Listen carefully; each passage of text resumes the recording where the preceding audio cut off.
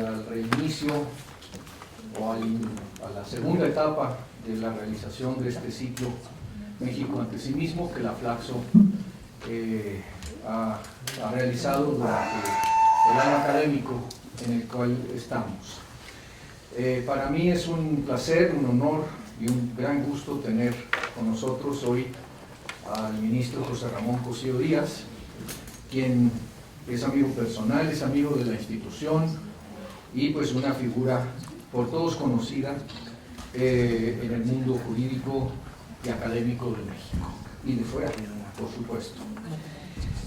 Antes de darle la palabra, quisiera brevemente referirme a los antecedentes de su formación y su trabajo. Él es colimote, nació en Colima en 1960, estudió la carrera de Derecho en la Universidad de su estado, en donde obtuvo el grado de licenciatura en 1984.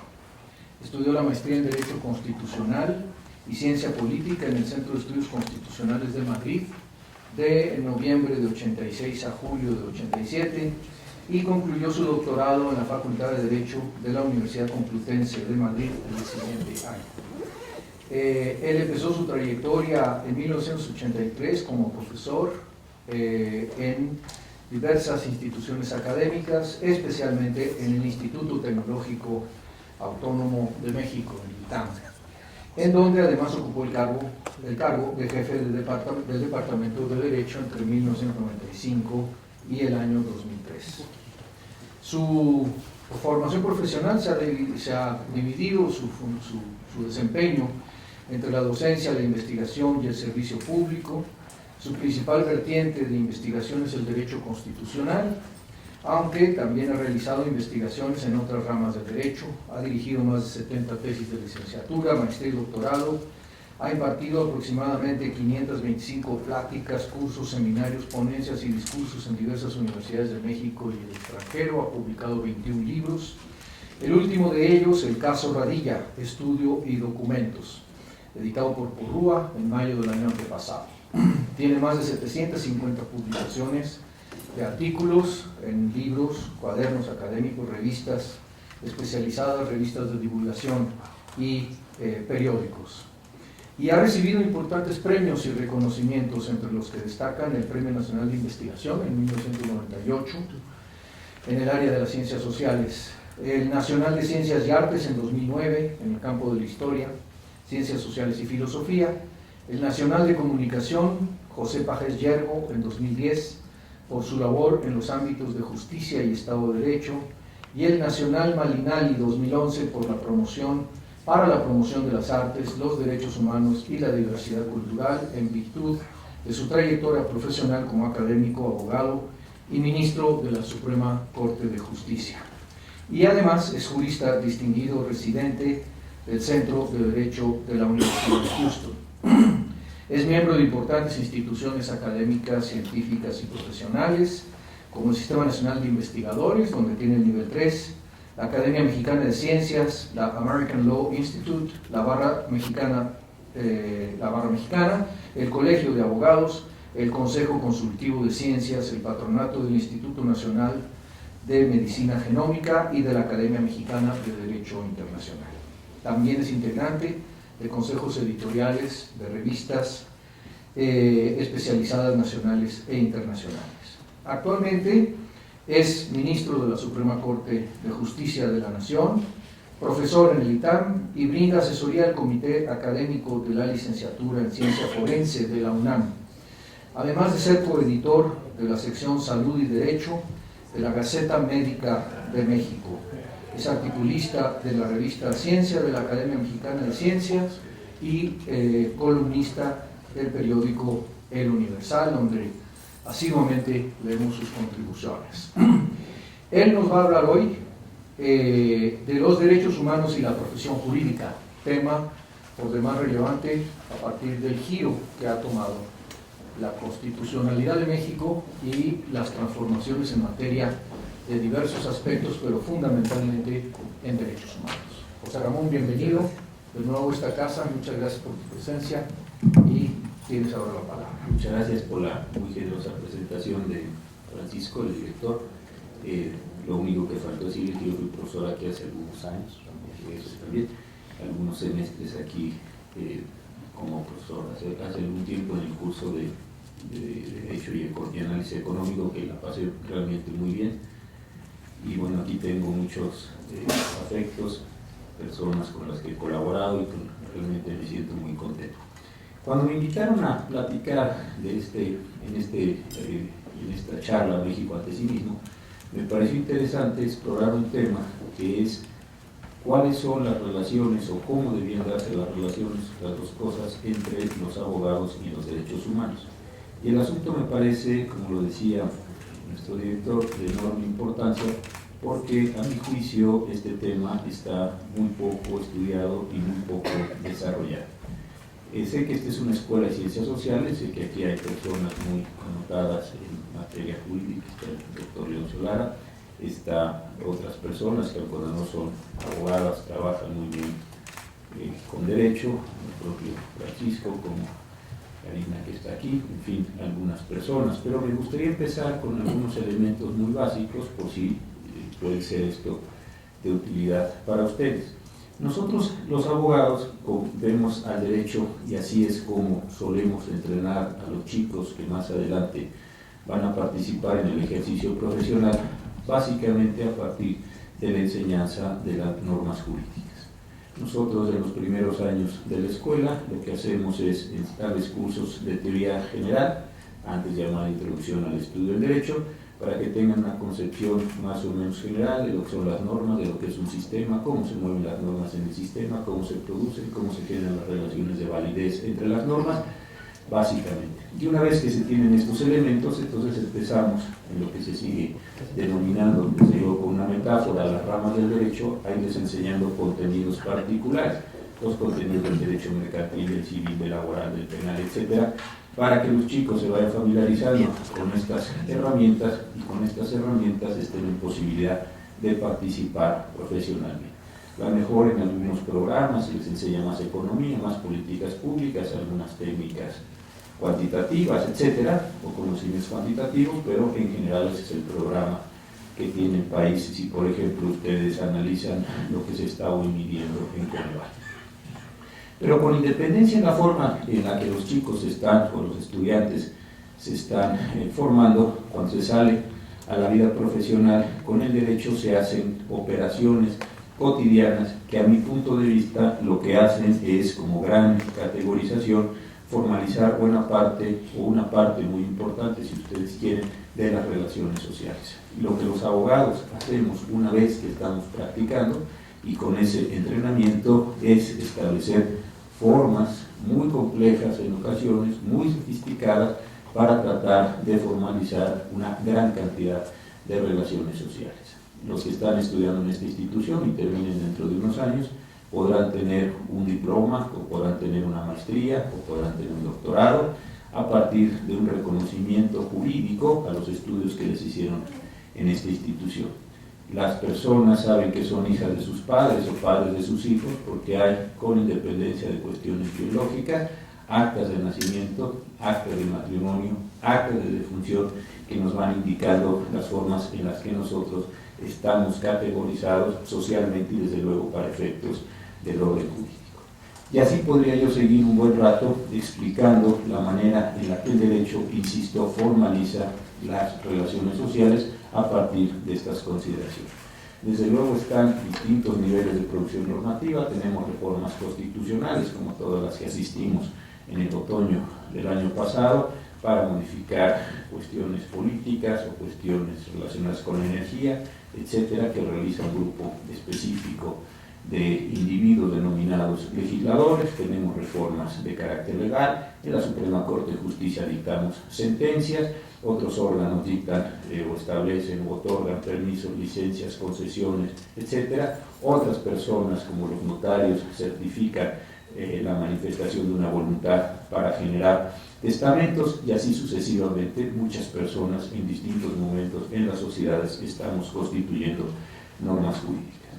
Desde luego que la operación de los abogados se puede ver como una operación neutra. Cada quien hace lo que tiene que hacer, cada quien persigue su honorario, cada quien persigue su sueldo, y de esa manera Lo que los propios abogados simple y sencillamente estamos haciendo son reproducir las condiciones establecidas en el orden jurídico.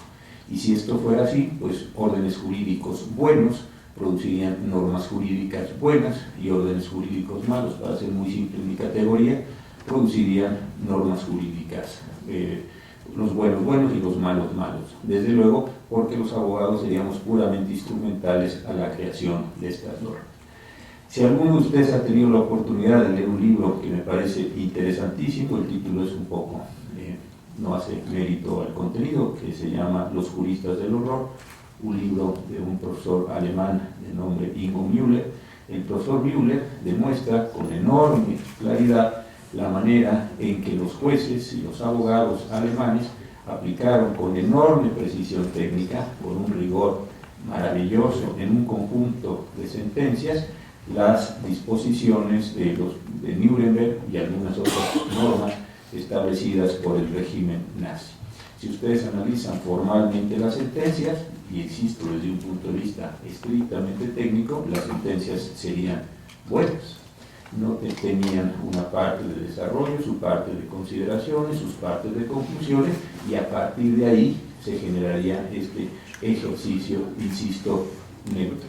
Y esto es lo trágico del libro, y es lo que él pone de manifiesto, diciendo cómo a partir de estas categorías se aplican las normas, se llegan a conclusiones lógicas dentro de la lógica del sistema, desde luego, y consecuentemente se producen normas que tienen una validez formal y material desde la lógica misma del sistema normal. Sin embargo, ¿cuál es el problema que nosotros estamos enfrentando? Y esto es lo que me interesaba comentar con ustedes para al final tratar de hacer algunas conclusiones. Como lo decía muy bien ahora el doctor Valdés, México ha tenido una reforma extraordinariamente importante en junio de 2011 en materia de derechos humanos.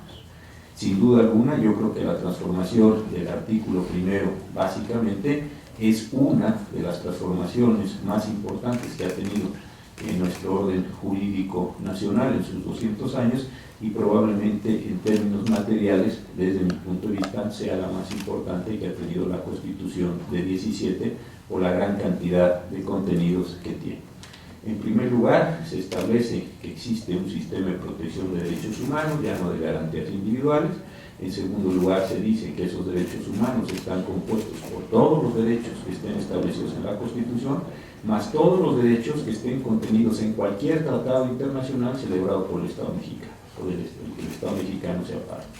No dice los derechos humanos que estén en los tratados de derechos humanos, dice los derechos humanos que estén en cualquier tratado celebrado por el Estado mexicano, de forma tal que en un tratado de aguas, en un tratado de tributación, en un tratado comercial, en un tratado de lo que ustedes quisieran, que en su origen no tiene una vocación, por decirlo de esa forma, hacia los derechos humanos, puede haber derechos humanos siempre que tengamos una regla para reconocerlos y saber más o menos cuáles son. En tercer lugar, se dice que todos esos derechos deben ser interpretados de la forma que produzcan la mayor protección a las personas bajo la categoría del principio pro persona. De forma tal que todos los operadores jurídicos, todos, párrafo tercero, inicio de este, tenemos que hacer la interpretación que resulte más favorable al sujeto para efecto de que ese sujeto obtenga la mayor protección posible, con independencia de si se trata, esa protección puede lograrse desde un tratado internacional y del derecho que corresponde o de la propia Constitución. Y adicionalmente nos dice cuáles son las formas en las cuales tenemos que interpretar esos derechos humanos, bajo reglas de universalidad, bajo reglas de no regresividad, etcétera, para efectos efectivamente de potenciar todos estos elementos. Si por un lado entonces tenemos que los abogados somos vehículos, déjenme decirlo así, y estoy hablando de los abogados en general, que debemos desarrollar el orden jurídico, y por otro lado tenemos estos derechos humanos, y estos derechos humanos solo pueden desarrollarse a través de los abogados, en tanto nosotros somos los intermediarios de ustedes como miembros de la sociedad y los órganos del Estado, o en el momento en que yo actúo como ministro de la Suprema Corte, los abogados son intermediarios entre ustedes como miembros de la sociedad y yo como ministro de la Suprema Corte, que tengo que maximizar esos mismos derechos humanos. Los abogados, me parece, se vuelven elementos esenciales en la construcción de los derechos humanos. De otra forma, resulta sumamente complicado que los derechos humanos se puedan desarrollar como si fueran elementos de la naturaleza. ¿Por qué? Porque los derechos humanos están concebidos en la Constitución para ser desarrollados de manera técnica, y esto significa de manera jurídica, y esto significa de manera que sea factible, realizable a través de los abogados. Sí, resulta sumamente complicado que los miembros de la sociedad que no tienen los conocimientos técnicos, que no tienen el expertise, digámoslo así, para sintetizar muchas cosas, de desarrollo del derecho, puedan, sin más, presentarse a tratar de desarrollar los propios derechos humanos. ¿Por qué? Porque desconocen las formas, si quieren ustedes arcaicas, yo no estoy hablando de estos a favor ni en contra, simplemente lo estoy describiendo, las formas de manifestación, de construcción, de plasmación, de realización, de operación, como ustedes quieran, de esos propios elementos normativos que son los derechos humanos para lograr su misma realización. Hay un libro bien interesante de dos profesores que les encargó Barra de los Estados Unidos trabajar, Carpi y Halliday. Estos dos profesores demuestran cómo, en buena medida, el desarrollo del pensamiento liberal, con independencia de su forma de construcción, con independencia de su manera en que fue concebido, digámoslo así, por la filosofía política, es un desarrollo importantísimo por parte de los abogados. Desde luego, abogados que entendieron el sentido liberal de los derechos y abogados que impulsaron ese cambio normativo para que ciertos derechos, para que ciertas construcciones imaginarias o políticas, como ustedes las quieran ver, ideales, simplemente para denotar su posición, se fueran transformando cotidianamente en manifestaciones o en formas de actuación de las autoridades públicas a partir de su juridificación en cuanto a derechos. Los casos más analizados, muchos de ustedes lo conocen, es la famosa sentencia de Brown en los Estados Unidos del año 54, que termina con la segregación racial en los Estados Unidos. Es un caso muy conocido, yo me imagino, por todos los que estamos aquí presentes, de una sentencia que se había dictado en los Estados Unidos en el año de 1895, donde se decía que, si bien es cierto que las enmiendas establecían la igualdad, las enmiendas constitucionales establecían la igualdad entre negros y blancos, eso decía la Corte, es verdad que eso es así, pero eso no implica que los negros y los blancos tengan que estar juntos. Entonces se establece en la sentencia de Plessy versus Ferguson la diferenciación entre negros y blancos. Hay un ejercicio deliberado, por supuesto, de un grupo deliberado, la Asociación Nacional para el Avance de la Gente de Color en los Estados Unidos, para tratar de transformar esto, y en el año 54 logran la transformación de la idea de separados pero iguales, o iguales pero separados, y logran la integración que ustedes conocen. La reforma de detenciones arbitrarias en los Estados Unidos se transforma también a través de ejercicios deliberados, como es el caso Miranda, que ustedes lo conocen o lo han visto en todas las películas, cuando, como dicen en los Estados Unidos, lo mirandean a las personas, señalándole que tienen derecho a guardar silencio, que todo lo viene en su contra, y que tienen derecho a designar un abogado, básicamente. Entonces hay acciones deliberadas en este sentido que logran esa misma transformación. Desde mi punto de vista, por interesante que sea el artículo primero, por complejo que sea el artículo primero, por cargado de formas que sea el artículo primero, no va a resultar posible que ese artículo primero se convierta en una, digámoslo así, quiero hacer énfasis en las palabras, en una realidad, en un elemento de constitución, de convivencia social, si es que no se logra la inmersión de estos abogados o de un conjunto de abogados en ese tipo de operaciones cotidianas. Y aquí viene una segunda parte que me parece muy importante de comentar. En primer lugar, es la situación de la profesión jurídica en el país. Con el sistema que tiene la Secretaría de Educación Pública de dar los reconocimientos de validez oficial, hoy en el país nadie sabe bien a bien las cifras, porque a lo mejor en lo que yo estaba hablando se han creado 2 nuevas escuelas de derecho, pero a lo mejor estamos hablando de 2.200 escuelas de derecho en todo el país. con la que hago la conferencia, a lo mejor son 2.204. Casi es un proceso así de la imaginación. Porque esta tragedia es que se crean cotidianamente estos ejercicios o este tipo de posibilidades en las escuelas. Yo creo que si ustedes han transitado por Calzada de Tlalpan o algunas avenidas, han ido viendo letreros y letreros que se multiplican. Ayer me encontré uno muy simpático, precisamente en Calzada de Tlalpan, llegando al Metro General Anaya, donde simplemente dice derecho, inscripciones y un teléfono. Lo de ayer, eso lo vi ayer en la tarde, me pareció fascinante. Es un puente peatonal, si algunos ustedes pasan, cuando pasan el río Churubusco, ahí lo van a decir, derecho, inscripción, ni dice el nombre de la universidad, absolutamente. Entonces no sé bajo qué condiciones se genera eso. Pero lo que sí indica, esto es una explosión absolutamente incontrolada de las autoridades, de las escuelas de derecho. En segundo lugar, quienes estamos en la profesión no tenemos un sistema de colegiación obligatorio, de forma tal que cualquiera de nosotros podemos salir al ejercicio profesional una vez que hayamos obtenido un título profesional y la correspondiente cédula por cualquiera de las 2.200 instituciones que otorgan el título de licenciado en Derecho. Y como ustedes, como ciudadanía, lo que ven es una cédula profesional, se puede parecer a esta, lo que ustedes acaban por entender es que el mejor estudiante de la mejor institución y el peor estudiante de la peor institución tienen exactamente el mismo certificado y la misma posibilidad de ejercer la profesión. Claro, si yo tuviera un mercado de profesional con cierta información, yo podría discriminar y decir este sí o este no, o en fin, pero no lo sé. Y todos son, en el argot tradicional, licenciados, y todos cuentan con una cédula profesional, y todos, en principio y formalmente, están exactamente igual habilitados para ejercer esta profesión.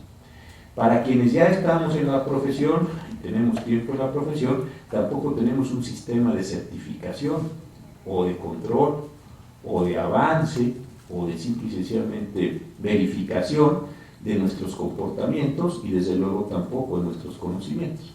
A diferencia de otras profesiones, siempre son feas las comparaciones, pero el caso más concreto es el de los médicos, que tienen todo el sistema de certificación por los consejos de especialidad. Nosotros no tenemos absolutamente nada en ese sentido. De forma tal que otra vez un alumno que sale en cualquier escuela, la que sea buena o mala, obtiene su cédula, sale a la vida, empieza a operar con los intereses de las personas para tratar de defenderlos en un proceso o hacer un contrato o lo que sea como operación jurídica, con estos bajísimos niveles de exigencia profesional en el estudio, en la colegiación y en la certificación cotidiana que se van dando a estas personas.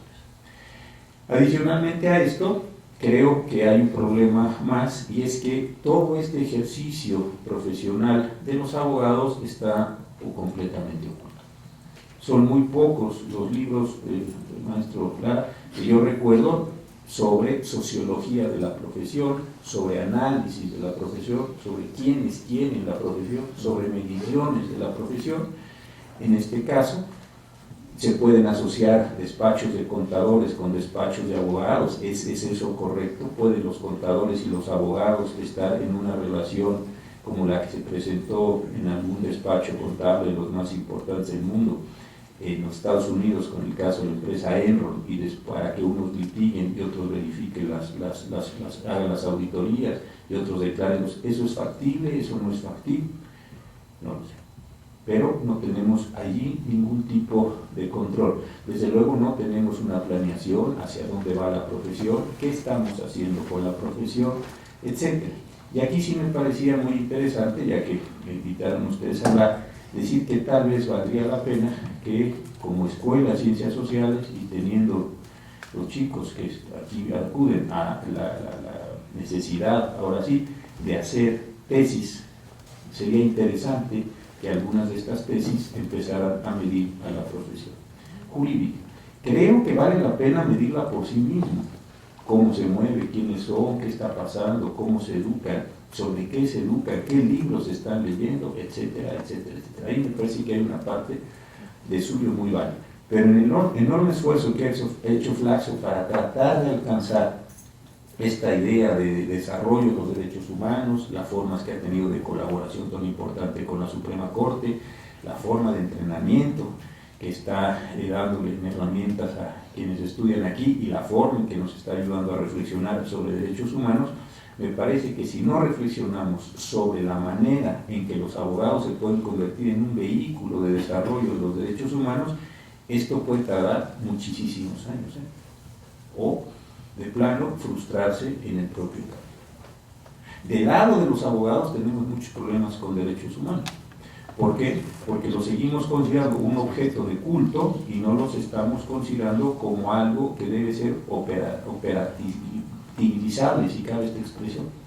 Seguimos diciendo sería muy bueno que los derechos humanos son muy importantes, hay derechos humanos de no sé cuántas generaciones, pero los derechos humanos se tienen que convertir en categorías jurídicas, se tienen que conformar jurídicamente, se tienen que operativizar jurídicamente para que se logren los propósitos de los derechos. Ahí sí hay otro factor de nosotros, yo lo veo en general, que lo que hacemos hoy en día es seguir con un discurso de posicionamiento a favor de los derechos humanos y con un discurso, en el mejor de los casos, de celebración que ya llegaron los derechos humanos, pero muy poco discurso, ¿verdad?, jurídico, en el sentido de decir, déjenme poner una expresión muy simple, ¿cómo se come esto? Para usar una expresión cotidiana que tenemos aquí en México. ¿Cómo se come esto? ¿Qué hacemos con esto? ¿Cómo lo movemos, lo empujamos? Esto es grande, esto es chico, esto contra esto, ¿qué sucede? ¿Cómo se meten en los procesos? ¿Cómo se logran resultados con eso? ¿Cómo se logra un derecho a la salud que está garantizado? ¿Qué quiere decir que tengamos derecho a una alimentación? ¿Qué quiere decir que tengamos derecho al agua? ¿Qué quiere decir que tengamos un debido proceso? Ahí la profesión está todavía en un momento como de celebración por la conquista, pero no hay una transformación y esto evidentemente no se está incorporando en los procesos. La tarea está recayendo en unas ONGs, pocas ONGs, yo se les puedo decir porque las conozco, porque son las que vienen a la Corte con esfuerzos muy importantes, están ensayando, en unas ocasiones ganan, en unas ocasiones pierden, en unas ocasiones atinan al problema, en otras no, pero tienen un sentido de perseverancia, muchas de ellas que han ido logrando algún tipo de transformación. Pero lo que uno no observa es esa construcción. Eso no es propio de quienes hacen ciencias sociales, algo que estén en el derecho o en las herramientas. Pero sí creo que fijar el estatus de los derechos es un problema central. Y después, medir a la profesión, cuantificar a la profesión, hacer de la profesión un objeto de estudio, creo que es algo de enorme relevancia para la sociedad entera, no solo, desde luego, para los abogados. Es más, podría ser que hasta los abogados fuéramos un obstáculo para el ejercicio de medición de nosotros mismos, porque estamos en una situación bastante anárquica en el mal uso de la palabra, moviéndonos con bastante discrecionalidad y no hemos estado o somos bastante refractarios a las formas de ordenación, de constitución, de diferenciación, de certificación, de actualización de la propia profesión. Entonces, ya para ir concluyendo y dejar el tiempo que ustedes consideren para comentarios o si ustedes no están de acuerdo con algo, en fin, para una charla o discusión, lo que ustedes quieran, creo que sí es muy importante entender que los derechos humanos, en cuanto a objeto jurídico, con independencia de otros valores que pueda tener, o su carácter moral, en eso yo no me meto, como objeto jurídico sí tienen que transformarse. Y con la situación que tiene la profesión hoy en día, me parece que puede retrasarse enormemente este desarrollo de los derechos humanos, porque, insisto, no están siendo categorizados para hacerlos, déjenme poner una expresión, herramientas, cosas, para poder hacer operaciones con ellos, sino simplemente los seguimos teniendo como si fueran ideas y estuvieran ahí construidas para seguir siendo ideas. Entonces creo que un programa o un capítulo o un par de tesis o las que se puedan o un subprograma, no sé cómo sean aquí las divisiones del trabajo, sí me parece que es muy importante porque esto sí colabora en un ejercicio de construcción democrática, en un ejercicio de construcción de derechos humanos, fijando objetivos y fijando políticas también para que la profesión se puede ir constituyendo o reconstituyendo, como quieran ustedes, y con ella podamos hacer algún tipo de transformación social. Con esto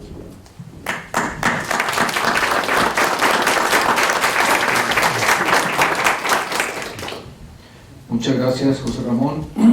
Antes de proceder a recoger algunas preguntas del público, los asistentes, preguntas, observaciones, comentarios, quisiera hacer 3 observaciones breves respecto a lo dicho por José Ramón y también formular una pregunta.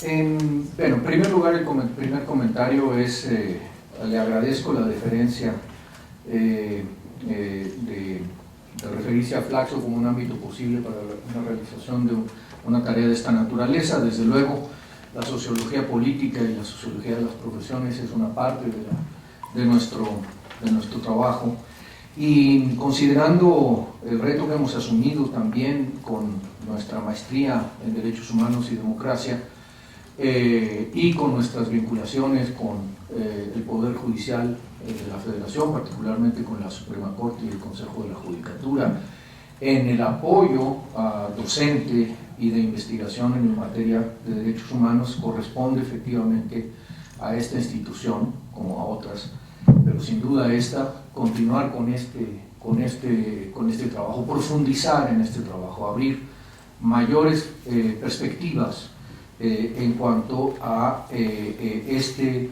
problema que podríamos, pues, con otra expresión habitual, denominar el aterrizaje efectivo de los derechos humanos. Entonces, agradezco el comentario y tomamos el reto. Así es que estaremos trabajando en ese sentido y tratando de incidir en que los estudiantes y los investigadores realicen mayor investigación, valga la redundancia, sobre la materia. El segundo comentario es anecdótico relativamente. Cuando se inició la nueva época de la Suprema Corte del Poder Judicial, precisamente a partir de la reforma al artículo primero y el hecho de que el Poder Judicial haya considerado que iniciar una época nueva, precisamente por la profundidad de esta transformación.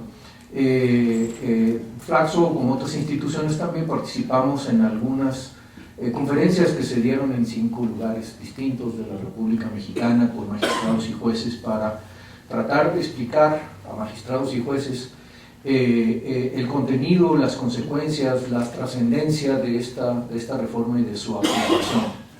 Y lo que nos encontramos fue abismal. Es decir, los propios magistrados estaban azorados, porque me acuerdo un comentario de pasillo, un comentario a la hora del café, en el recreo que tuvimos en esa sesión de casi todo el día.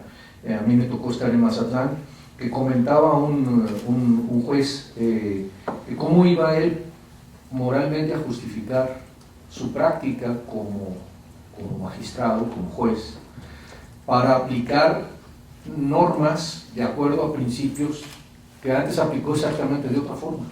Es decir, el señor tenía un problema moral, se había enfrentado a un problema ético, personal, y lo decía con toda claridad y bastante afectado, digámoslo así. Y desde luego el reto profesional, cuando uno piensa, por una parte, en los 2 de los elementos que tú señalaste al principio, en cuanto al contenido de la reforma del artículo primero, el que se trata de todos los tratados a los cuales ha adherido el Estado mexicano. Por lo tanto, la extensión del asunto es enorme desde el punto de vista de tratados internacionales. Y segundo, el principio pro persona, la preeminencia o la prelación del principio pro persona en relación con el ejercicio de toda autoridad pública, pues imagínense nomás la cantidad de actos de carácter jurídico y de autoridad y de carácter político, porque aquí hay un problema naturalmente de intercesión, y si algo hay en la profesión del abogado es precisamente ser un intercesor, que cuando uno dice la abogacía, como traduciendo advocacy en inglés, no suena suficientemente bien en español. Yo prefiero decir intercesión, porque aunque parezca un poco teológico el término, creo que es más descriptivo respecto de que es una gente que intercede entre distintos privados, o entre públicos y privados, o entre públicos. Entonces, realmente es abismal. Yo creo que lo que ha dicho el ministro es fundamental desde ese punto de vista. Finalmente, una pregunta que no me gustaría no hacer. Quisiera que nos explicaras un poco más tu punto de vista sobre los alcances de la disposición que coloca la Constitución sobre los tratados en el contexto del artículo primero. Es decir, ¿qué significa esto? ¿Cómo leerlo a partir de la reforma del artículo primero? ¿Cuál es tu opinión en ese respecto? Te daría la palabra para responder estos comentarios y después abriría ronda con los demás. Sí, no, el problema de la transformación yo creo que es muy grande, y en términos otra vez de la sociología, pensémoslo así. Para ser juez en este país más o menos se requiere promedio de 30 años. Consecuentemente, muchas de las personas que hoy están ejerciendo o estamos ejerciendo como jueces, así en general, da igual el nivel, la materia o la jurisdicción en la que se encuentren, no fuimos entrenados en derechos humanos. Este es un problema bien importante. No sé en otros países de la región que concurren aquí a Flaxo, pero cuando yo estudié había un curso de garantías individuales, se tomaba mucho tiempo en explicar el artículo 14 y 16 y prácticamente con eso acababa el curso. Entonces el resto ya no se veía. Y luego en el curso de Derecho Internacional lo que veíamos prácticamente era organización internacional, ¿no? UNESCO y OTAN y entonces el Pacto de Varsovia, en fin, todas estas cuestiones, y al final de cuentas se acababa el curso. Entonces quedaba esta idea de los derechos humanos un poco perdida.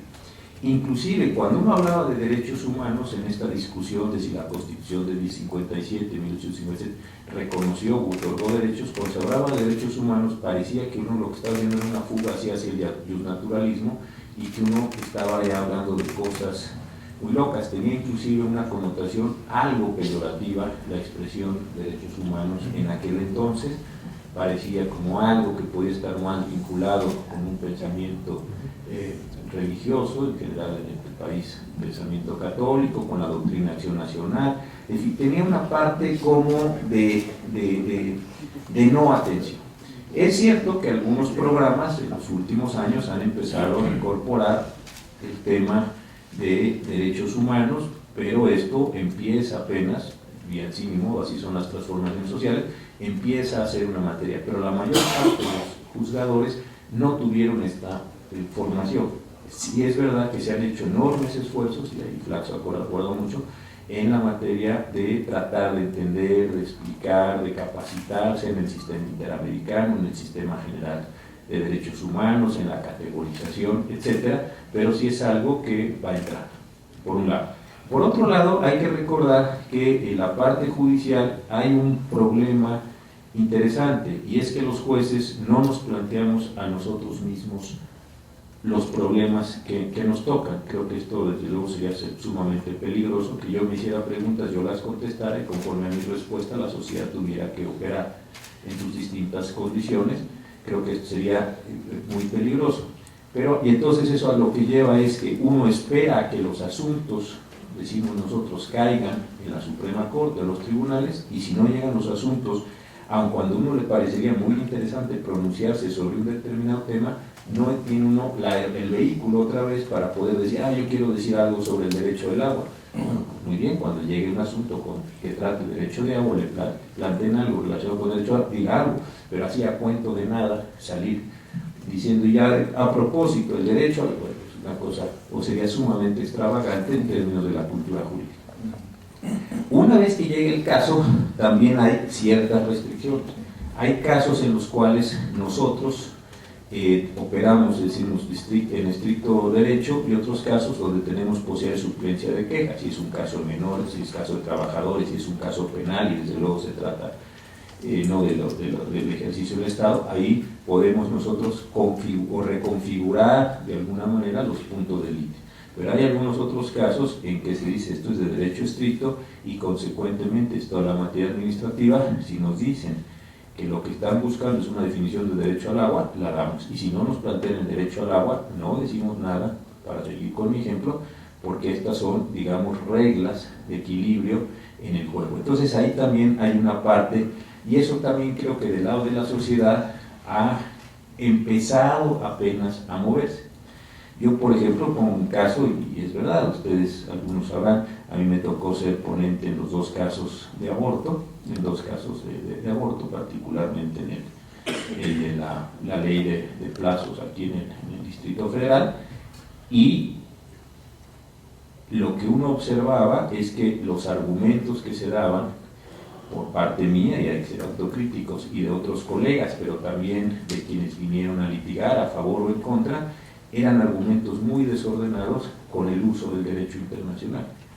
Fue un momento en el que creo que todos queríamos utilizar, o más bien sabíamos que teníamos que utilizar el derecho internacional, y no entendíamos muy bien, hay que decirlo, cómo utilizar. Entonces había tratados, había sentencias, había opiniones consultivas, había dictámenes, había trabajos preparados, poco así todos, y del lado de los litigantes también. Esto creo que se ha mejorado bastante en el lado de la Suprema Corte a partir de todos los casos, y yo empiezo a ver que ciertos litigantes más jóvenes han tomado más en serio esta cuestión, y empieza a estructurarse un diálogo de, oye, eso no me lo puedes plantear porque simplemente es una opinión consultiva, o eso es un trabajo que se dio en una comisión sobre el tema tal o cual, y eso tampoco tiene relevancia como derecho humano o como criterio de dirección. Es decir, empezamos a ajustar lo que decimos los abogados, un sistema de fuentes para más o menos ir en eso trabajando. Entonces sí entiendo que eso es un tema complicadísimo. Y por otro lado, el problema que se plantea, o que planteó este juzgador en Mazatlán, yo creo que es un problema que a muchos de nosotros se nos puede haber presentado en algún momento, de decir, y lo voy a plantear así: está el país en una situación de una crisis de inseguridad importante, no entro a ese caso, y entonces el problema es decir, acepto completamente el desarrollo de los derechos humanos, aun cuando eso inhiba el ejercicio de las facultades de las autoridades que están tratando de combatir ese fenómeno, lo acepto así sin más, los derechos humanos, o empiezo yo a tratar de jugar, a tratar de adivinar, a tratar de hacer qué cosas en esta balanza que tengo, digamos, voy a ponerlo en términos muy simples, entre crisis de seguridad y derechos humanos. Entonces ese yo creo, no sé si es el problema semejante o parecido al del juzgador, pero yo creo que a muchos se está presentando. Yo tengo una historia que para mí es muy bonita, de un justice de la Corte de los Estados Unidos, John Marshall Harlan.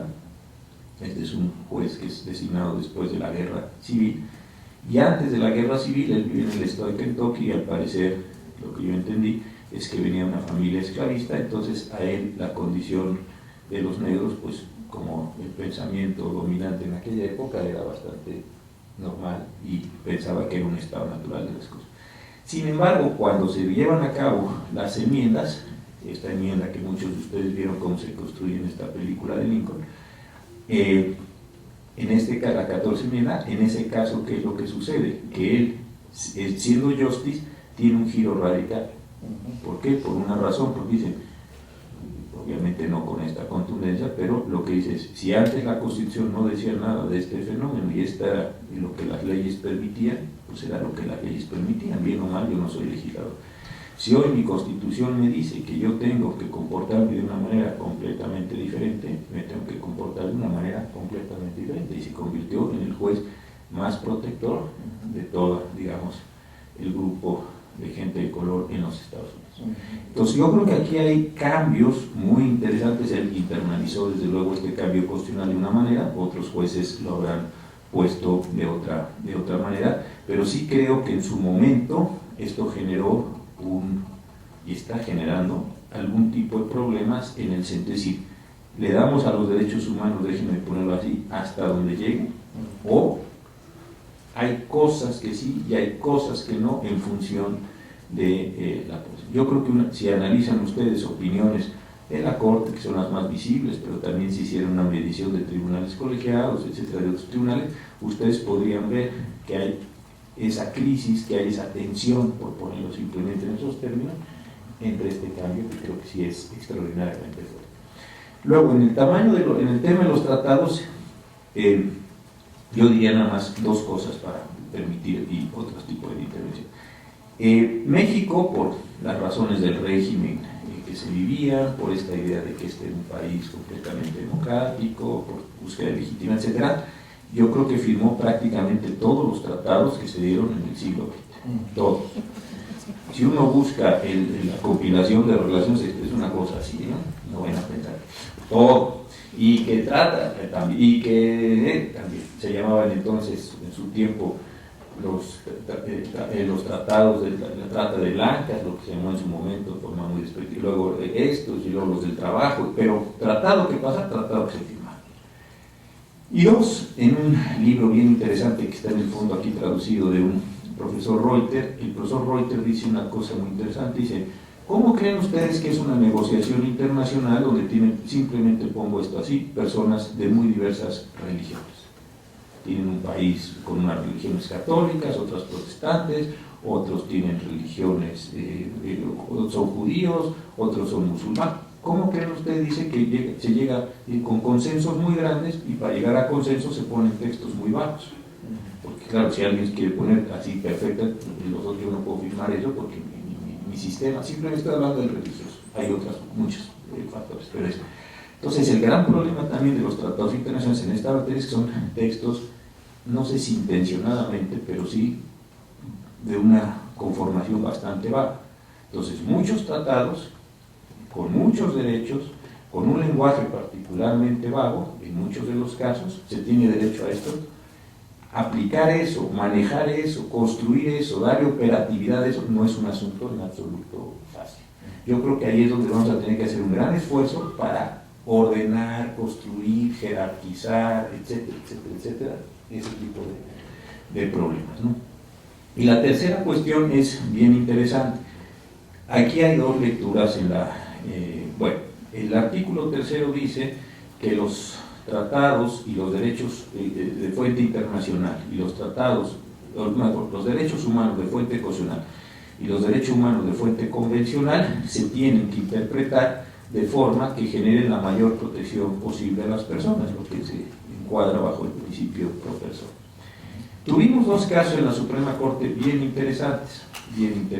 El primero era el de unas personas que estaban originalmente presas en Zacatecas y las trasladaron y las llevaron a Veracruz. Y estas personas dijeron, y con razón, el artículo 18 constitucional dice que yo tengo que compurgar mi pena lo más cerca de mi domicilio para efectos de lograr mi reinserción. Pues uno lee el texto y dice, pues eso es lo que dice el artículo 18. Entonces lo que ordenamos es que las personas fueran regresadas, déjenme decirlo así, de Veracruz a Zacatecas. Por supuesto, la razón por la que el director del penal los transfirió es porque tenía un problema de sobreocupación. Entonces, nosotros dijimos, pues es una pena, pero si estas personas están pidiendo regresar, tienen que regresar. Pregunta muy interesante si nos hubieran preguntado adicionalmente si las condiciones de la prisión eran adecuadas y qué hubiera tenido que ordenar la Suprema Corte para efectos de darles a estas personas el conjunto de derechos que pusieron en el artículo 18 para estas personas. Eso no lo preguntaron, simplemente tenemos derecho a regresar, sí, regresen.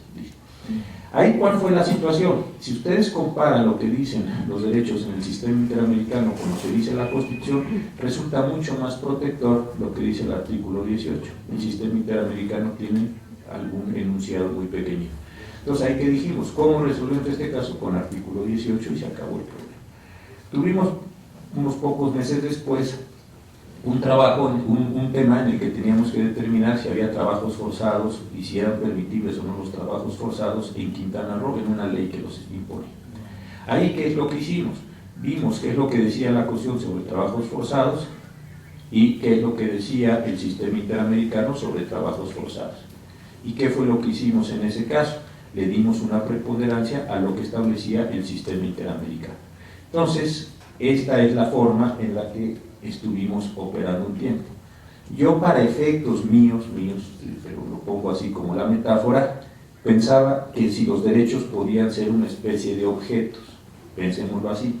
Yo decía, pongo aquí un derecho de la convención, aquí un derecho de la caución, todos los derechos, digamos, pertinentes al caso, como si fueran objetos. Vamos a pensar así, 9, 3, 3, 3.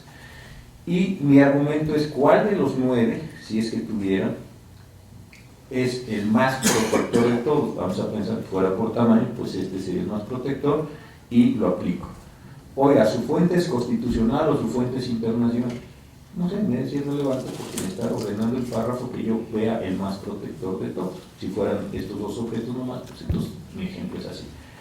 Sin embargo, en septiembre del año pasado se tomó una decisión que ajustó este elemento y una contradicción de tesis que seguramente muchos de ustedes vieron, que salió en una posición mayoritaria, no hubo unanimidad ahí, en el cual se decía que esta operación se podría hacer, así como yo la describo, siempre que la Constitución no estableciera expresamente una restricción, lo cual significa siempre que la Constitución no diga que en estos casos, por ejemplo, el caso del arraigo, por ejemplo, no se puede aplicar esta disposición del sistema interamericano, aun cuando la disposición del sistema interamericano resultara más protectora que esta. Entonces, se introdujo por la mayoría del Pleno de la Suprema Corte un ajuste para decir que en los casos en donde expresamente se haga una restricción constitucional, hay una prevalencia de la norma constitucional respecto de la internacional, aun cuando la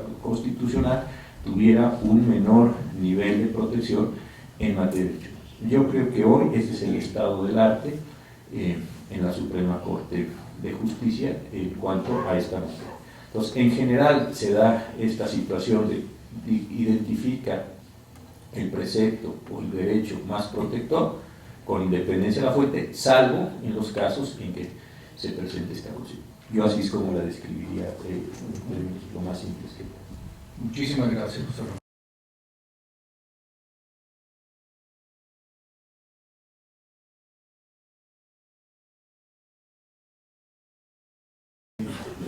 Yo quisiera hacer un comentario y expresar un lamento personal. El comentario va en torno a lo dicho por el ministro José Ramón José respecto al lado de la preparación de los individuos como licenciados en Derecho. ¿Sí? Del otro lado está la concepción universitaria del otorgamiento de los títulos profesionales, en donde formalmente hablando, seguramente por alguna velocidad de la industrialización, de la necesidad o de coyunturas, la universidad y la institución de educación superior en México otorga la cédula profesional, es decir, tirocínio profesional, simultáneamente a la madurez académica. Yo creo que uno de los puntos de sociología deberá ser tratado, sociología educativa, en términos del rompimiento de esta regla que vuelve estrictamente formal el estudio. Lo primero que el estudioso se pregunta cuando se recibe es ¿dónde están los juzgados de distrito? Entonces, ¿para qué tienen la cédula? ¿No? Y pues es un problema delicado. Y esto nos lleva a un punto que yo quisiera respetuosamente adicionar al comentario tan serio que hace el ministro, que hace José Ramón. El comentario va en términos de cuál es el rol de las instituciones educativas en el desarrollo, difusión y arraigo de los derechos humanos. Y en consecuencia, por la vía de la formación, ya tiene la universidad o Flaxo una función sociológica educativa de desintegrar la práctica y formar al individuo más relacionado con un derecho de crecimiento y arraigo que con una educación formal que no hace más que repetir la fiesta del 4 de julio en la revolución de la creación de los derechos humanos o loar lo que hizo el Tribunal de Nuremberg. Lo segundo es un lamento personal. El lamento personal estriba en que lo que ha hecho el ministro en este momento en su exposición es diferenciarse de ser un licenciado en Derecho a un jurisconsulto. Y mi lamento es que debido a mi edad hay un anacronismo que me impidió ser su alumno. Lo felicito por la simplicitud con la que ha hecho una concentración muy compleja y muy difícil si lo hubiera hecho desde el punto de vista formal. Felicidades, José Ramón. Muchas gracias, doctor Lara. Karina Solavelli. Bueno, también me uno a los agradecimientos por la conferencia. Siempre es bueno tener abogados en las facultades de Ciencias Sociales, celebramos. Yo tengo varias preguntas, pero voy a sintetizarlas en tres. Una que tiene que ver con los abogados o abogados y otra con los abogados o jueces, que también son abogados. La primera respecto de los abogados es si usted cree que el modelo de patrocinio legal para la defensa de derechos es un modelo absolutamente necesario o puede haber otras formas de acceso a la justicia. Digo, estoy pensando en el caso colombiano, costarricense, que son modelos donde muchas veces las víctimas dan los hechos y el juez interpreta el derecho sin mediaciones. Entonces, en ese sentido, ¿qué posibilidades interpreta usted en el sistema mexicano? ¿Qué posibilidades podría tener un sistema o un avance hacia ese tipo de sistemas en el modelo mexicano? La otra pregunta tiene que ver con los abogados o jueces.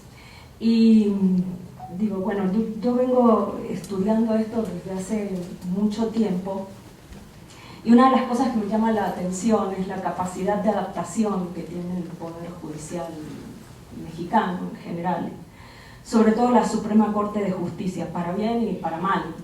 Pero la pregunta es, ¿cómo usted interpreta como actor protagónico de este proceso el cambio radical que se dio en relación con la incorporación del derecho internacional al derecho interno?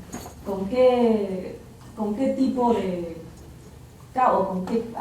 causas le atribuye? Si vamos 15 años atrás, eso era impensable, las propias interpretaciones de la Corte iban en un sentido muy distinto y el acuerdo correspondiente a la sentencia Radilla produce una revolución adentro del Poder Judicial. Digo, más allá de los ajustes, y todos sabemos que este proceso va a tener ajustes. Y la tercera tiene que ver con, para quienes estudiamos esto, lo que vemos es una situación disputada, utilizando el término del inglés, ¿no? Como mitad de una parte muy proclive a la adopción de las nuevas reformas y esta adopción de un nuevo paradigma que podríamos llamar que es refundacional, y otra parte que está ejerciendo, digamos, que ejerce resistencia, que defiende un modelo que considera mejor, para no decir que... Entonces, ¿cómo también se ve esto a nivel interno y qué tipo de solución a esta situación disputada usted prevé en su experiencia? En tercera intervención, por favor. Una felicitación al doctor Cosío desde sus fallos en la Corte, varios fallos con votos particulares en defensa de los principios garantistas de la legalidad y la seguridad jurídica en los artículos 14 y 16 constitucional. Llamó la atención su postura enérgica pidiéndole a la Corte que garantizara la expansión y protección de los derechos y no hacerse una promotora de la restricción de los mismos. En la reforma, doctor Cosío, de junio de 2011, llama la atención desde el punto de vista de la semántica jurídica, y estoy seguro que usted ya ha comenzado a trabajar en dilucidar este tema. Se habla de la resolución aplicando el principio pro persona y la desaplicación de todo aquello que interfiera. Las personas morales, y esta es mi pregunta, corporaciones, tendrán derechos en los mismos términos que el individuo, y en caso de tenerlos, ¿entrarían en la esfera de los bienes jurídicos tutelados, los de propiedad del subsuelo? Esa es la pregunta, doctor, y lo felicito de nuevo. Ahora entonces, José Ramón. Perfecto. Sí, yo creo que un problema central sobre capacitación de abogados, yo me lo he estado presentando de la siguiente manera. Yo tengo muchos años dando clase, veintitantos años ahí en el ITAM, y sí he tenido que hacer, en términos de la formación, un ajuste. Porque yo creo que cuando yo empecé a dar clase, que no va a ser nadie, no había internet ni no había este tipo de cosas, entonces uno le tenía que dar a los alumnos simultáneamente información y formación. Pero si hoy estamos dando clase, yo invento algo que dijera yo, la Constitución de 17 que se promulgó el 4 de febrero, ya sé que es el 5, entonces está un alumno y saca así y me dice, profesor, fue el 5. Entonces, ha habido un cambio sustantivo en los últimos años. Estoy hablando de chicos como ustedes que tienen acceso a estos recursos tecnológicos, no lo puedo generalizar, pero quiero ponerme en este sentido, donde sí ha habido un cambio sumamente importante. No puede uno suponer que la clase ya es puramente de formación, sino que tiene uno que estar dando un porcentaje, pero la siguiente pregunta es, si los jóvenes tienen tanto acceso a información, ¿cuál es la función entonces del profesor? ¿Repetírselas? Pues sería bastante ociosidad la clase para eso. Entonces yo he tratado de transformar la clase en un sentido de formalizarles más el conocimiento, tratar de enseñarles dónde colocarla y qué hacer con ella. Entonces, claro, esto genera una clase un poco con un nivel de abstracción mayor y es más pesado, pero de otra forma me parece que resulta esto muy complicado. Una segunda cuestión en este sentido, maestro, es esta. ¿Cuánto dura la utilidad del conocimiento jurídico? Si hoy, por ejemplo, el otro día yo me paré al frente de mi libro de la escuela y decía, ¿con qué me tendría yo que quedar? Vamos a pensar en algunos clásicos. El libro de Amparo, no digo si son buenos ni son malos, ni voy a entrar a ese tema. Simplemente, me paro enfrente del libro del maestro Burboa, prácticamente lo tenía que decir. El libro de garantía del maestro Burboa, lo tenía que. El libro de Derecho Internacional del maestro Sepúlveda, lo tendría que. Casi todo el libro del maestro Roquín, casi toda la biblioteca, si fuera esto, tendría que haber tomado la totalidad de la biblioteca, si no es que una parte muy importante y prácticamente dirá, ¿qué no ha cambiado desde entonces acá? Entonces, hay un problema también de utilización y de que caduca, de caducidad de la información jurídica impresionante. La parte fiscal ya no digamos, ahí sí hay que estar casi, lo leímos y casi porque estoy ya viendo la miscelánea siguiente. Entonces, es un asunto sumamente interesante en esto de cómo ser útil en esta parte formativa a los muchachos que están estudiando para pues generarles una idea que les sea de cierta utilidad. Porque, por ejemplo, un muchacho que hubiera tomado clase conmigo hace un año de Derecho Constitucional, este enero, con la cantidad de reformas que hubo, es otra, piensa que nos explicó el profesor, porque es otra constitución. Entonces, me explico, hay un asunto bien interesante en la forma de dar la clase. Yo creo que ahí hay un problema importante. Y el otro que usted decía, yo coincido, creo que ahí lleva la circulación.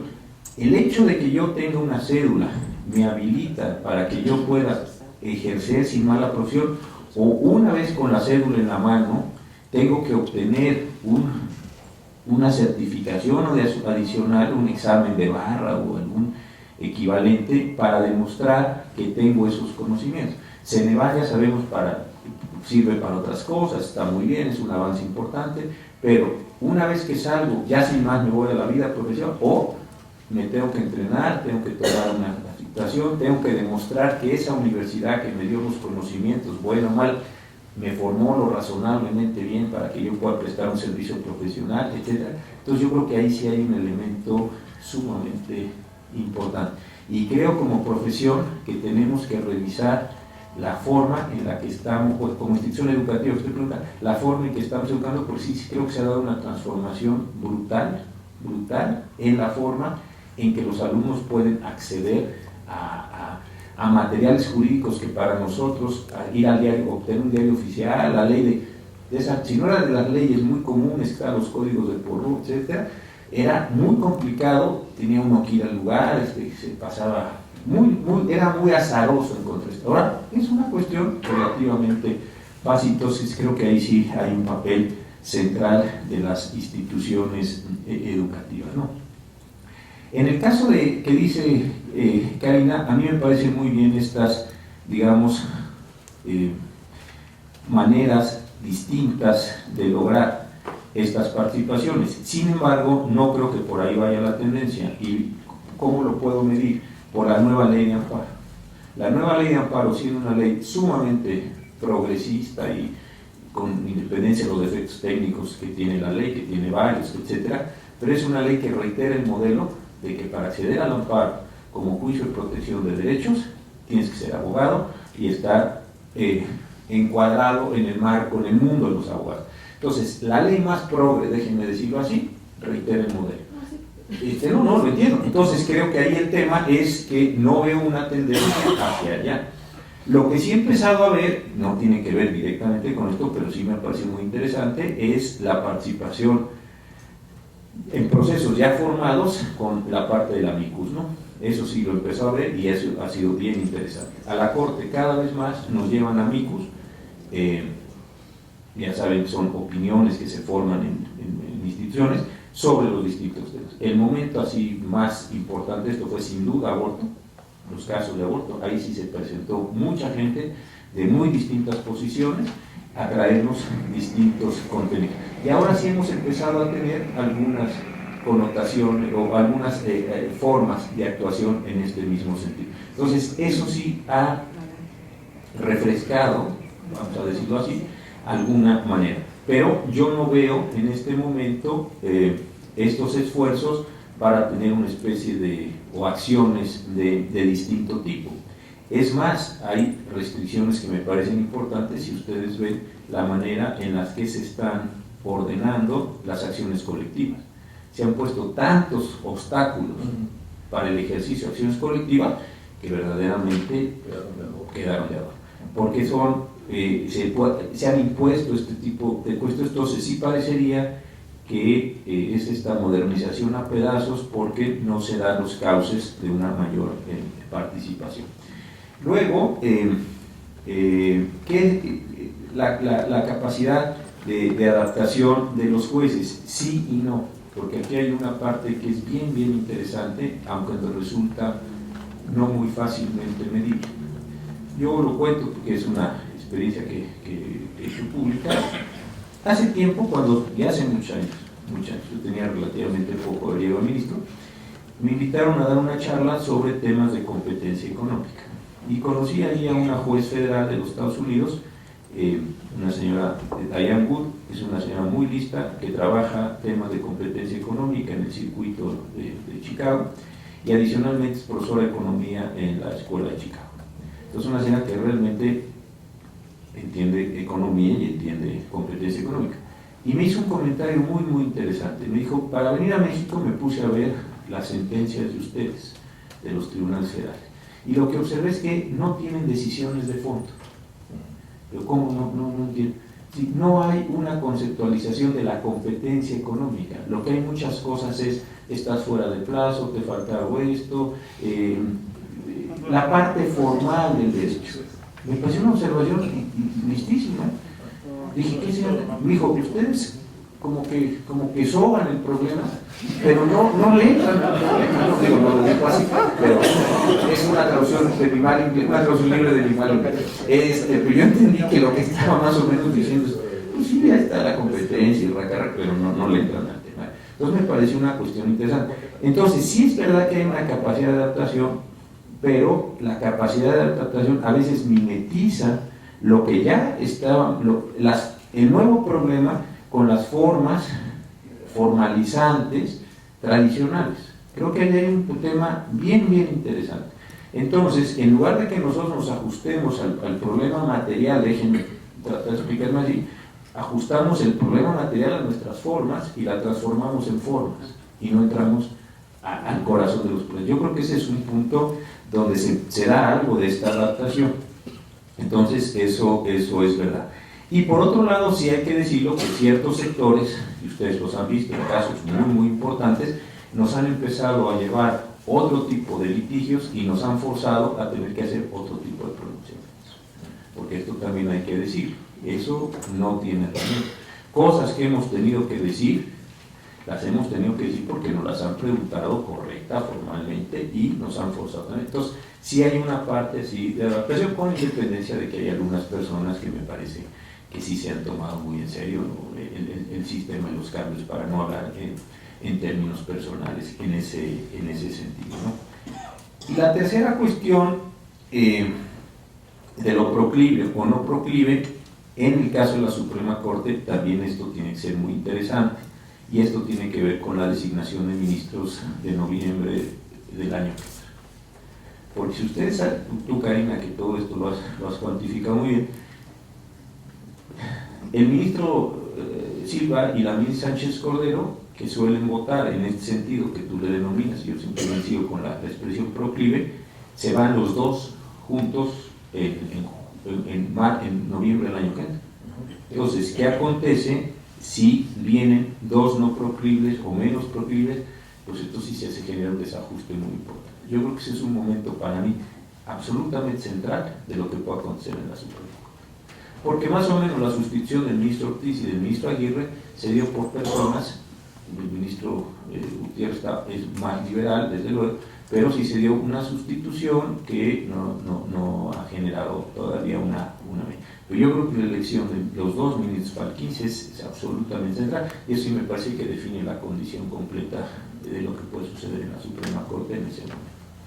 Si se sustituyeran por dos personas, ni estoy juzgando, ustedes ya saben lo que yo pienso, pero no voy a juzgar aquí a nadie, desde luego, en calidad de que, ¿verdad?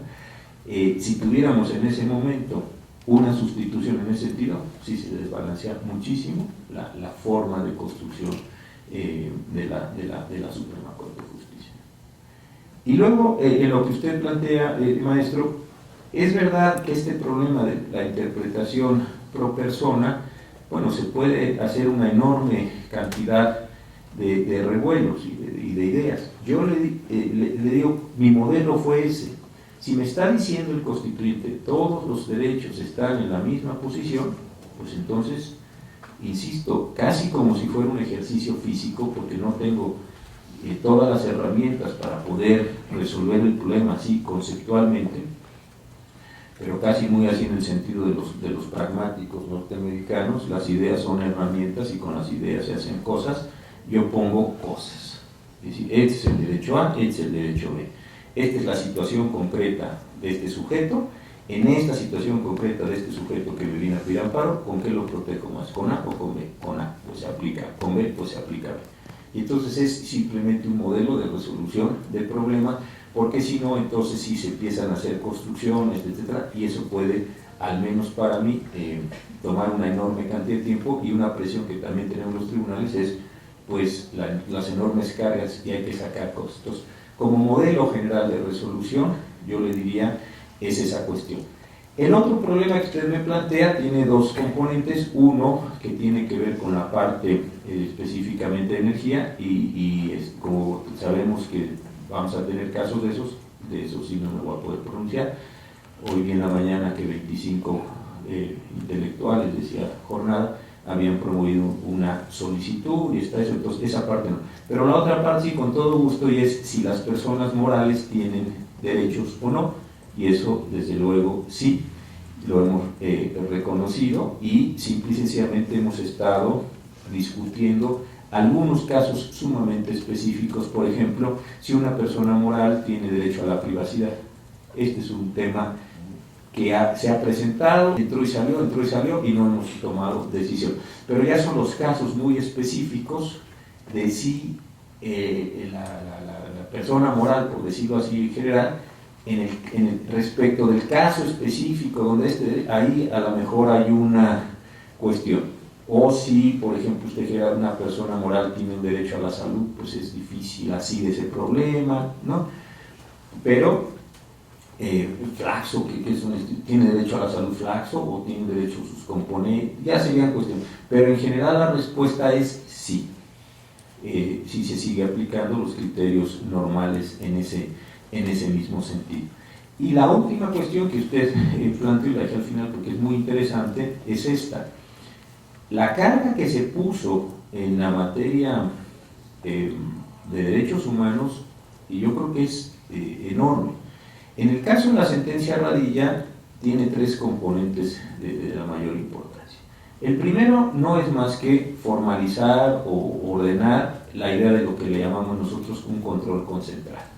¿Dónde se hace control concentrado? En amparo en las controversias en las acciones.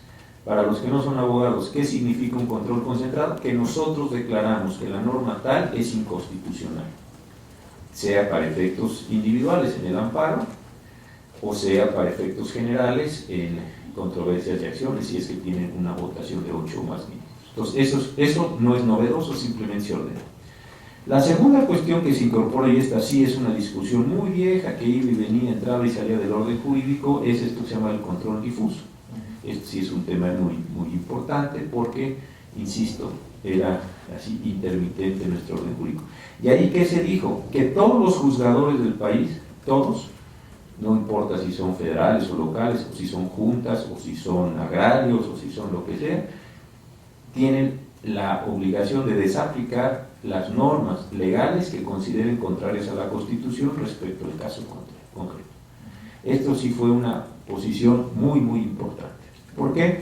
Porque, pues, imaginemos un caso de un problema que se está presentando con mucha frecuencia en la Corte, en donde dice que en caso de divorcio, y mientras el niño o la niña no tengan 9, 7 años, por default se van con la mamá.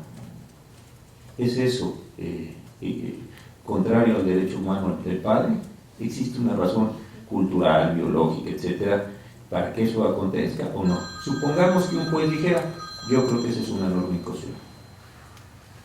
Supongamos que dijera, yo creo que genera una situación de desigualdad respecto al padre, yo voy a desaplicar esa disposición y voy a resolver conforme a principios en el derecho, porque en este caso concreto creo que la mamá está muy mal o está mal y el papá está bien.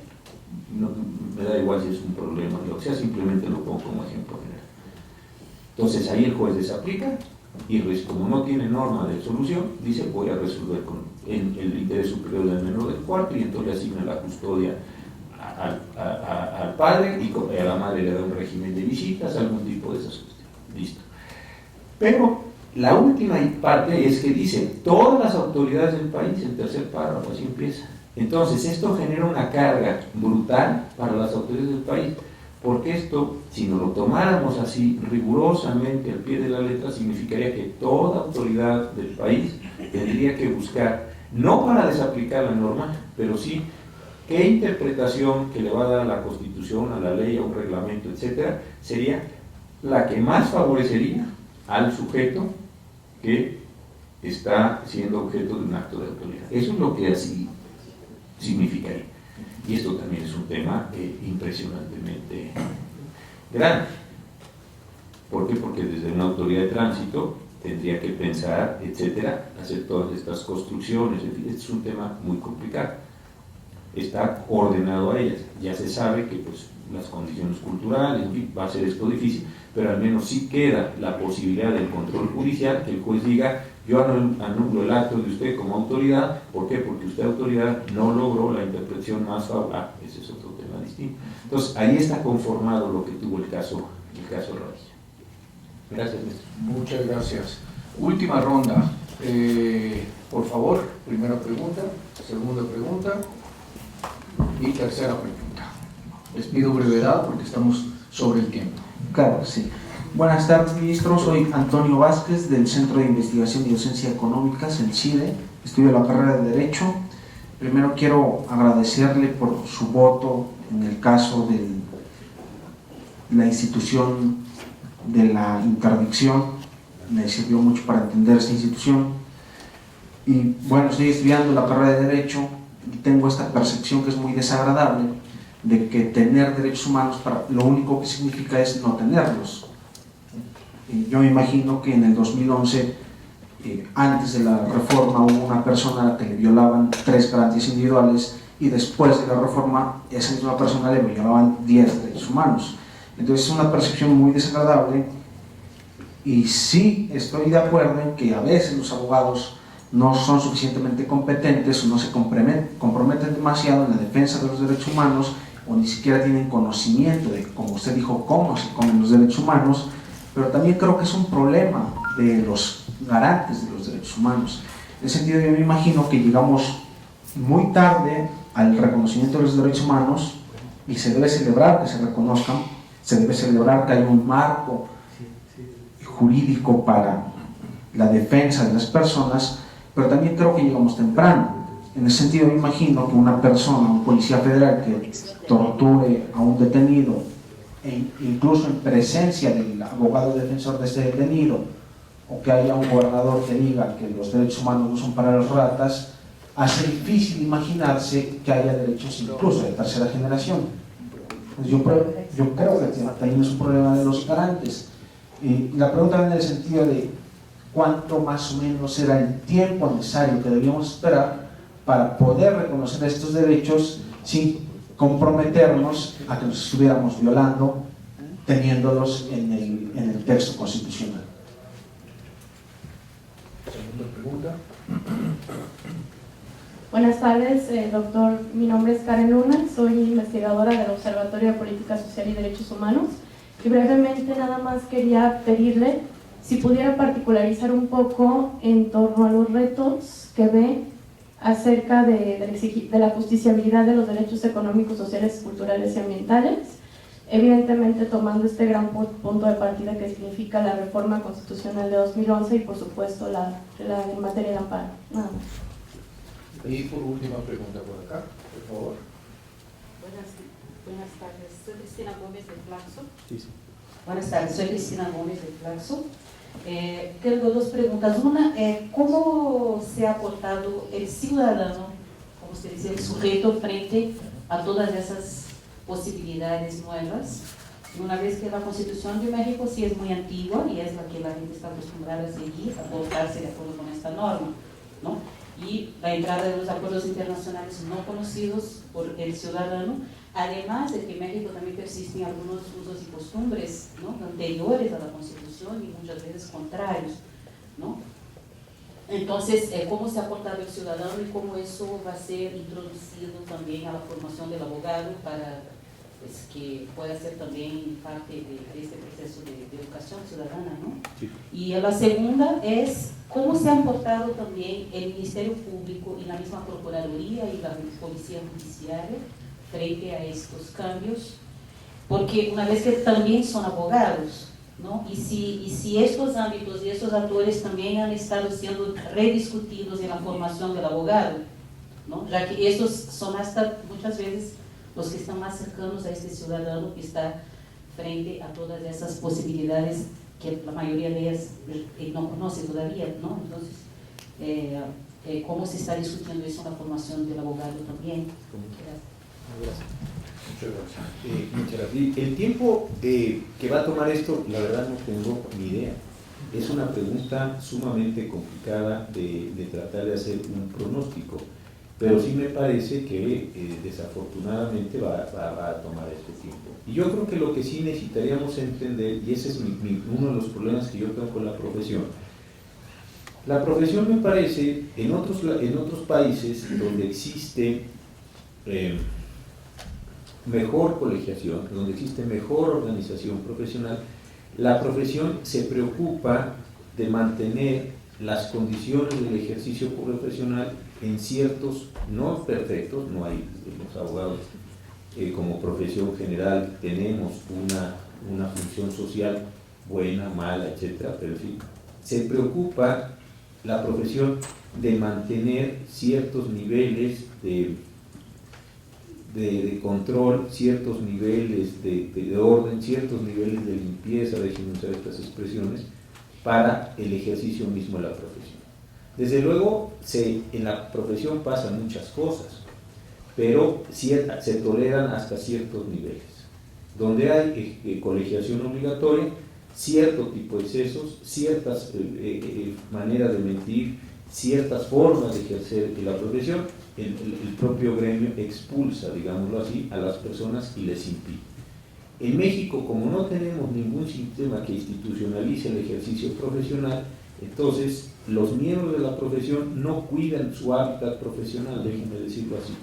depredan el ámbito profesional. Que llegó un juez corrupto, no importa. ¿Por qué? Porque lo vamos a poder corromper. Mientras que en otros lugares, pues, un juez corrupto sí desequilibra enormemente las condiciones del juego y es bastante difícil que todos estemos o que mantengamos ese tipo de condiciones. Que ciertos miembros de la profesión hacen cosas horribles, bueno, pues saquémoslos de la profesión pasado ciertos extremos. La banda es muy ancha de tolerancia, tampoco vayan a pensar ustedes que es así, pero es muy ancha. Pero cierto tipo de excesos se van. En cambio acá, como no hay ninguna condición, se piensa. Entonces nadie cuida a la profesión. Esta es una cuestión peculiar. Nadie se preocupa por el mejoramiento de la profesión, nadie piensa cómo debe mejorar y cuáles son las condiciones mínimas, las reglas mínimas de juego de la profesión. Este es un problema, a mí me parece, central. Consecuentemente, tampoco la profesión como unidad tiene ni siquiera un objetivo general, así el más general, podría ser hasta si quieren ustedes, ¿cuál es el objetivo de la profesión? Sobrevivir. Ni siquiera un objetivo de ese tamaño tan general está conceptualizado así en el gremio. Y esto sí me parece que es un asunto importante. En otros lugares, con todas las cosas que pasan, no estoy hablando así como si hubiéramos ideales, sí hay ciertas reglas de ese tipo de cosas no están permitidas. Bueno, pueden ser 10, pero ya 10 cosas ya no están permitidas. Ese sí me parece que es un problema muy, muy importante en este caso concreto. Los retos de la justiciabilidad, yo creo que, con toda franqueza, el día que nos demos cuenta de lo que puso el constituyente y el legislador en materia de derechos humanos y con la nueva ley de amparo, es una combinación brutal. Lo que pasa es que no se están ejerciendo ese tipo de acción. Si tú tienes un amparo modificado con un interés legítimo, con unos efectos generales y con un cambio completo del concepto de autoridad responsable, y además dices, cualquier derecho que yo pesque en el ámbito internacional del Tratado Social Europeo o de la Constitución, ahí me parece que hay un potencial enorme. ¿Cuáles van a ser los retos después? Bueno, como siempre son los retos en estas materias, y es el caso que decía Karina de Colombia u otros tipo de estados que han pasado por estos ejercicios, cuando las cortes empiezan a conceder amparos y del otro lado te responden que no hay dinero. Básicamente a eso acaba la... Yo quiero los medicamentos, yo quiero los tratamientos, para eso no hay. Entonces viene esta lucha entre una racionalidad jurídica, de aquí se imponen las sentencias, y la lucha de la administración, porque normalmente esto le pega a la administración, no al legislador, de no tengo para eso. Entonces, ese me parece que es el reto, el momento al que se va a llegar, cuando vamos a estar peleando si una comunidad de X número de habitantes, pequeñita, que vive en la montaña de tal lugar, etcétera, etcétera, etcétera, tiene derecho a recibir agua potable con todas las condiciones de calidad. Después, si eso no es costear, bueno, discutamos entonces el tema ya de lo costeable, pero ya estamos discutiendo, no así ya estamos discutiendo así. Pero de aquí a que lleguemos allá, hay un larguísimo trecho, y yo creo que lo que hay que empezar es a usar la herramienta. Porque mientras la herramienta no se utilice, pues, como yo les digo, yo no puedo, a cuento de un asunto que hoy tuvimos y se anulaba una ley de notariado del estado de Jalisco, decir, y a propósito de esa ley, vamos a... Eso sí sería, insisto, muy extravagante la palabra que usar. Entonces creo que hace falta estar buscando. Al final va a haber una discusión central y de hoy es absolutamente predecible, absolutamente. Pero eso ya me parece que es un tema del final del problema. Las primeras sentencias creo que se pueden cumplir, creo que no va a haber un problema, porque todavía hay una crisis. Cuando hay una acumulación, ahí me parece que se va a generar ese mismo problema. Y la pregunta que usted hace, maestra, es muy interesante. Yo creo que la ciudadanía se ha enterado bien poquito del cambio de derechos humanos, bien poquito. Hay bien pocas mediciones en México del nivel de conocimiento de la cuestión. El Instituto de Investigaciones Jurídicas, ¿no? Con nuestra amiga hizo, con Julia Flores, ahí puede verlas usted, y están medido cuál es el nivel de conocimiento de la Constitución, si la gente sabe más o menos qué son los derechos. Los niveles son bajos, pero yo creo que en esta materia son aún más bajos. Entonces, la ciudadanía me parece, este sí es un juicio, pero tomo como referente algunas encuestas que se hicieron para efectos de proyectarlas sobre esto, creo que tiene niveles muy bajos de conciencia de que allá hay derechos y de que esos derechos son utilizables, por decirlo de esta forma, en ese mismo sentido. Y en el caso del Ministerio Público, creo que cuando salieron las primeras normas o la reforma constitucional, no hubo por el hecho mismo de las reformas una transformación. Creo que mi impresión es que eso fue muy así inercial. Sin embargo, como han empezado a llegar algunos casos, y los casos han sido muy importantes, en términos de decir lo que dice la Constitución sí tiene algún tipo de consecuencias, me parece que los ajustes han venido más por las sentencias que por simplemente el texto. Un caso muy importante es el de la señora Casset, que ahí se dijo las actuaciones son nulas, con eso no puede usted tener a una persona en la cárcel. Algunos ministros votaron que saliera, algunos otros votamos que se hiciera una revisión completa del procedimiento, lo que haya sido. Pero con independencia del resultado, lo que se dijo es ese tipo de dilaciones, ese tipo de formas, ese tipo de usos no son tolerables en esta misma condición. Y se ha estado liberando a un conjunto de personas, y esto me parece que sí ha generado, digamos, por este camino, respuestas en la propia policía, en los propios ministerios públicos, sobre una nueva manera de componer sus averiguaciones. Lo mismo pasó con el ejército. Estaba el ejército desplegado en una parte muy importante del territorio nacional y estaban sometiendo a los miembros del ejército, cuando cometían algún tipo de delitos contra la población, a los tribunales militares. La Corte dijo, unos pueden ir a justicia militar, los menos, y la mayoría tiene que ir a justicia ordinaria, civil. Entonces eso ha provocado un cambio muy importante en la forma en la que hoy las Fuerzas Armadas están procesando a los miembros de las propias Fuerzas Armadas que hayan hecho alguna conducta ilícita. No me meto en más que eso. Entonces creo que han sido estos, vamos a decirlo así, una especie de pedagogía de las sentencias, lo que ha ajustado más el modelo que la reforma constitucional por sí misma. Este es un país, usted lo debe saber, que la Constitución se ha modificado muchísimo. Y como creo, esto lo ha analizado muy bien el doctor Valdés, como las transformaciones constitucionales producían pocos resultados reales, déjenme decirlo así, entonces yo creo que la gente decía, pues otra reforma constitucional y otra reforma constitucional, entonces no había un cambio ahí. Cuando se ha judicializado esto y ha tenido consecuencias graves, yo creo que el caso Cassés es un caso muy importante en ese sentido. Entonces aquí sí hay que ajustar, porque si no muchas de nuestras averiguaciones, muchas de nuestras pesquisas, se van a caer, y esto pues va a generar los líos sociales o políticos, en fin, lo que sea, y consecuentemente ajustamos. Pero creo que por ahí viene el caso.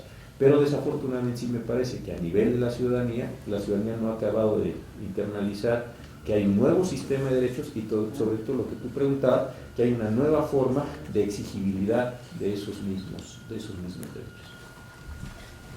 Muchísimas gracias. Bueno, pues agradecemos profundamente la deferencia de habernos visitado y haber estado con nosotros. Así que pido para el doctor un aplauso. Muchas gracias.